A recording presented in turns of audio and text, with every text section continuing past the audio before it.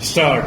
Mr. Deputy Chairman, the railways are a premier public undertaking and as such it is expected that they should be run as a model commercial department. Stop. For a number of years, successive public accounts committees have drawn attention to over budgeting, lack of control over expenditure, delay in quick disposal of disciplinary cases, delays in recovery of dues, drawing up contracts and their execution, resulting in unavoidable expenditure. Stop. To take up the first over budgeting, I would submit that in 16 grants there was over budgeting. Stop. There were supplementary grants and appropriation obtained in a number of cases which proved to be excessive. Stop. Savings also occurred in a number of cases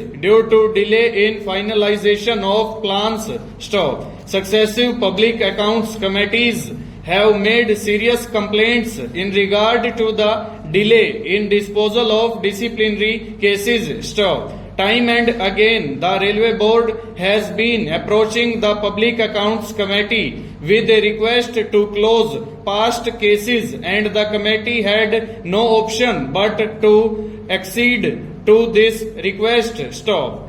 If this department is to be run as a model commercial department and set an example to both public and private undertakings, such things should not be allowed to occur. Stop. A number of cases had to be closed because the officers concerned had retired and no action could be taken against them. Stop. I would here like to submit a typical case. Stop. There was an officer against whom the Special Police Establishment had made a serious allegation in 1981. Stop. This officer was finally removed from service in 1989, that is after 8 years. Stop. He was in the meantime promoted and retained in a higher post. Stop. Such delays have also enabled delinquent officers in a number of cases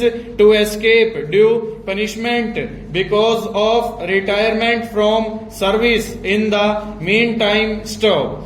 This indeed is a very unsatisfactory state of affairs, and if we have to serve as a model and in a business-like manner, then we have to see that the exchequer is not put to such losses by decisions being delayed for 8 years and allowing the officer concerned to be promoted from one post to another in the meantime. Stanza.